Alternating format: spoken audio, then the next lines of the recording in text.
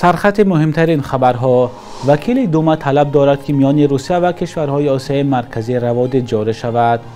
یک زاده تاجیکستان با گمان تروریسم در اسلواکیا بازداشت شد. و در وقت بازی فوتبال چراغ‌های ورزشگاه دوشنبه خاموش شدند.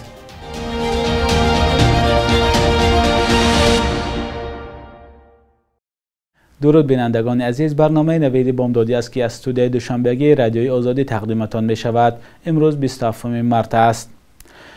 شورای جمعیتی نزد سفارت تاجیکستان در روسیه با پخش اظهارات گفته است وضعیت برای شهروندان خارجی در روسیه تغییر نیافته است. این اظهارات در حالی است که چندین مهاجران تاجیک شکایت دارند که بعد حمله به تالار کراکوس مناسبت مردم محلی و هم مقامات روسی نسبت آنها بد شده است. حداقل دو گروه از مهاجران تاجیک گفتند آنها را از جای کارشان پیش کردند. مقامات تاجیکستان به این مسئله تا حال رسما واکنش نکردند. شورای جمعیتی نزد سفارت تاجیکستان در روسیه 26 مارس نوشته است پس از حمله تروریستی تامین امنیت در مکانهای جمعیتی روسیه سخت‌تر شده است. شورا بدون آوردن نام گروه یا شخصان مشخص از شهروندان تاجیکستان خواسته است که به معلومات‌های ساخته و بی اساسی که از جانب گروه‌های علاهده پخش می‌شود باور نکنند. در اظهارات شورا همچنین آمده است که در گروه‌های تلگرام و دیگر شبکه‌های اجتماعی گروه‌های تندرو شهروندان را برای انجام دادن عمل‌های تروریستی جلب نموده ایستادند. معلوم نیست که این اظهارات بر پایه کدام آمار صدا می‌دهد یا تنها حرف یک شهروند بازداشت شده تاجیکستان است که در بازپرسی مقامات روسیه گفت برای حمله به کراکوس از یک نفر در تلگرام دستور گرفته بود. در رابطه با حمله به تالار کراکوس در نزدیکی مسکو حداقل 7 زاده تاجیکستان دستگیر شدند. در همین حال یک وکیل دومای دولتی روسیه بعد حمله به تالار کراکوس پیشنهاد کرده است که میان روسیه و کشورهای آسیای مرکزی نظام روادید یا ویزا جاری کرده شود. سرگئی میرانوف رهبر جناح پارلمانی روسیه عادل در تلگرام کانالش نوشته است بیکار کردن نظام بدون روادید نه تنها به تحکیم امنیت ملی بلکه به همکاری متقابلا سودمند روسیه و همسایه‌های جنوبی آن مساعدت خواهد کرد. میرانوف یک سیاستمدار جنجالی است که با پیشنهادهای پرسر و صدا و ضد مهاجرانه شناخته شده است. میان روسیه و کشورهای آسیای مرکزی از جمله تاجیکستان نظام بدون روادید یا ویزا عمل می‌کند و برای همین میلیون‌ها مهاجران از کشورهای آسیای مرکزی برای کار و اقامت به روسیه می‌روند. برخی کارشناسان از جمله ارکاد دوبناو احتمال جاری شدن روادید بین روسیه و کشورهای آسیای مرکزی را خیلی کم می‌بینند. یک زاده تاجیکستان را به گمان تروریسم در اسلواکیا دستگیر کردند. در این باره وزیر کارهای داخلی اسلواکیا ماتوش شوتای اشتوک روز 25 مارس خبر داد اما نام گمانبر را نگفت. وی گفت که این شهروند تاجیکستان که حق اقامت را در اوکراین داشت سال 2022 در میان انبوه پناهندگان داخل اسلواکیا شده است. گمانبر دستگیر شده است و حالا جریان استرداد او بررسی می شود تا 20 ایول یا از آن پیشتر به زادگاهش تاجیکستان و یا به اوکراین استرداد خواهد شد. افزود وزیر.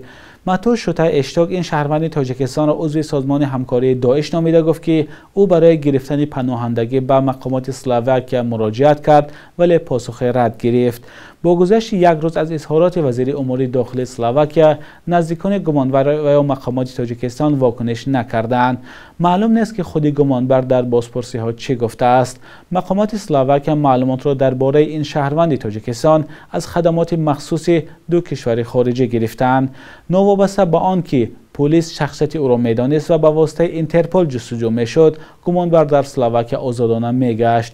علاوه کرد ماتوش شوتای اشتوک. حالا که به گفته وزیر کارهای داخلی اسلواکیا این شخص باید سال 2022 دستگیر و به اوکراین بازپس فرستاده میشد. در جریان حمله به تالار کراکوس سیتی هال نفرانی بودند که برای نجات آدمان قهرمانی کردند، از جمله یک نورس از قرقیزستان و یک جوان از تاجیکستان. ادامه موضوع در گزارش کیومرثی عطا. در حمله به کراکوس سیتی هال قهرمانانی هم بودند که جان ده‌ها نفر را نجات دادند. این نواره که در شبکه‌های اجتماعی زود پهن شد نشان می‌دهد که چگونه یک پسر 15 ساله قرقیز آدمان را به مکانی بی خطر راهنمایی می‌کند. اسلام خلیلوف که در گاردروب یا لباسخانه کراکوس سیتی هال کار می‌کرد تقریباً 100 نفر را نجات داد. آدمان به دویدن و داد و فریاد زدن سر کردند. من فهمیدم باید فوراً عمل کنم. من همه چیز را زود انجام دادم. من درک کردم که اگر در جایم بیستم جان خود و صدها نفر دیگر را از دست می‌دهم. از آن که پسرم صحت و سلامت برگشت از شادی گریه می‌کردم. او را به آغوش گرفته خدای بزرگ را شکر گفتم. او به خانه تنها و در حالت شوک آمد و می‌لرزید. بعد من او را آرام کردم. خلیلوف مخلص کمانده فوتبال اسپارتاکی مسکو است. وقتی کارنمایی او رسانه‌ای شد، کلوب نورس را به ملاقات با بازیگران دعوت کرد، برایش نیمتنه و بلیت دائمی را برای تماشای بازی‌های این دسته تقدیم نمود. ریپسران مورگنشترن به حساب اسلام خلیلوف 1 میلیون روبل گذراند. پسری 14 ساله روس ارتیوم دانسکوف نیز برای گریختن آدمان کمک رسانده است. مردم به یک راه رفتند، آنها را به بنبست برد. من و رفیقانم این حالت را دیده وضعیت را به دست گرفتیم. ما آنها را گرداندیم و راهی درست را برای بیرون رفتن نشان دادیم. قهرمان دیگر همین مرد ازبک بود که در کراکوس سیتی هال پیش خدمت شده کار میکند. کامل نصیبوف میگوید او تقریبا به 80 نفر برای رسیدن تا به ماشین یاری تعجیلی مدد رسانده است. بنفشا ارکینوف نیز به آسیب دیدگان حمله مدد نمود. این جوان 17 ساله تاجیک در مهمانخانه اکواریوم مسکو پیش خدمت است. هنگام حمله به کراکوس سیتی هال 10 نفر به این مهمانخانه پناه بردند. مهمانخانه اکواریوم از کراکوس سیتی هال در مسافه 300 متر دورتر جایگیر است. بنفشا به آسیب دیدگان کمک اولیه طبی رسانده است. این جوان ساکن شهر کانیبادان بوده در مسکو کار میکند. همچنین جوانان از سازمان اجتماعی تاجیکان روسیه نور به آنهایی که برای آسیب دیدگان خون می سپردند جای گرم و خوراک دادند. در یادگاری خودجوش گرامی داشت خاطره قربانیان لوحه و گلچنبرهای از نام تاجیکان در روسیه گذاشته شد. روز 22 مارس 4 شخص مسلح به تالار کنسرتی کراکوس سیتی در کنار شهر مسکو درآمده با سلاح 139 نفر را کشتند. بیشتر از 200 نفر دیگر زخم برداشتند.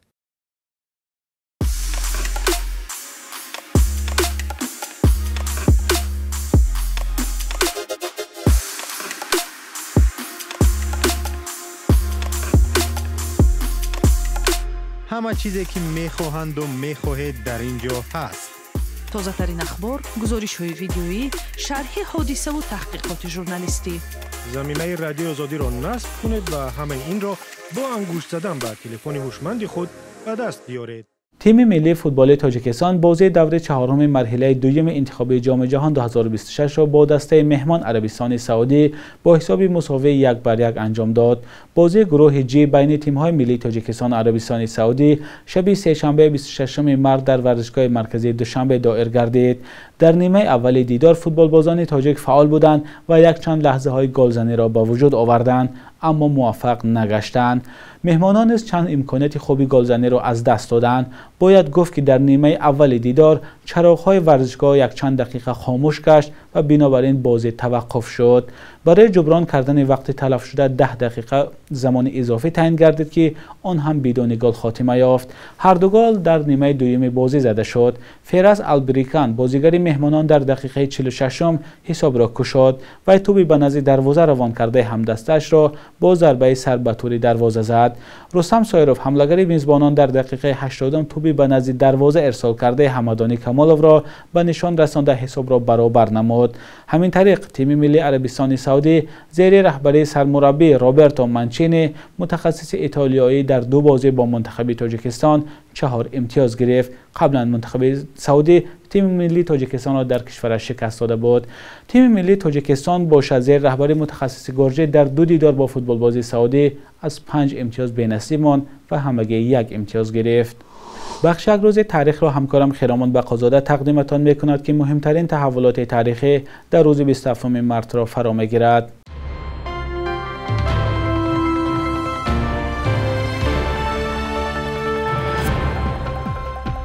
пажӯҳишгоҳи байналмилалии театр соли 1961 рӯзи 27 мартро рӯзи ҷаҳонии театр эълон кард. паёми асосии ташаббускорон таблиғи нақши театр ва фарҳанг дар пойдории сулҳ мебошад.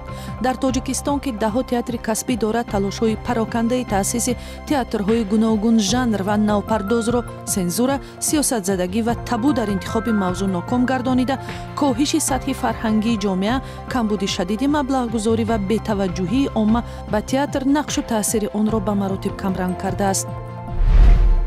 27 марти соли 2007 эмомалӣ раҳмон раис ҷумҳури тоҷикистон пас аз чанд рӯзи бардоштани пасванди ови славянӣ аз насабаш ба шуъбаҳои шаҳодатномадиҳии кишвар дастур дод то минбаъд онҳо тифлони навзодро танҳо бо насабҳои форсӣ асл ба қайд бигиранд.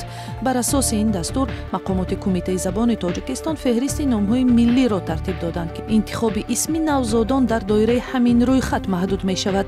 бархе гурӯҳҳо дар тоҷикистон бо ҷорӣ шудани чунин маҳдудият норозӣ шуданд, чун ба андешаи онҳо интихоби озоди исми шахс ҳаққи хусусии шаҳрвандон буда мутобиқ ба завқу салиқа сурат мегирад. сар аз 27 марти соли 2019 дар тоҷикистон бо қарори хадамоти зидди инҳисорӣ нархи интернет дубаробар боло бурда шуд ва мавриди норизоят ва баҳси ҳама аъзои ҷомеа гардид. мунаққидон гуфтанд, мухобирот ва интернет аз соҳаҳои сердаромад ва серистеъмол дар аҳолӣ мебошанд ва мақомот бидуни назардошти даромад ва имкониятҳои молии аҳолие ки на камтар аз 30% зери хати фақр ба сар мебарад, ба ин кор розӣ шуданд. صبح امروز در بانک تجارتی تاجیکستان 1000 روبل روسیه به 117 سومانی برابر است. 100 دلار آمریکایی باشد 1094 سومانی ارزش دارد. قربی رسمی بانک ملی تاجیکستان برای امروز چنین تعیین شده است.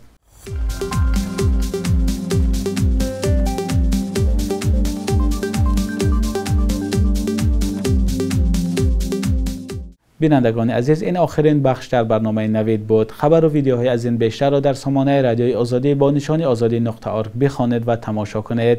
فردا شما را در همین وقت و ساعت منتظریم.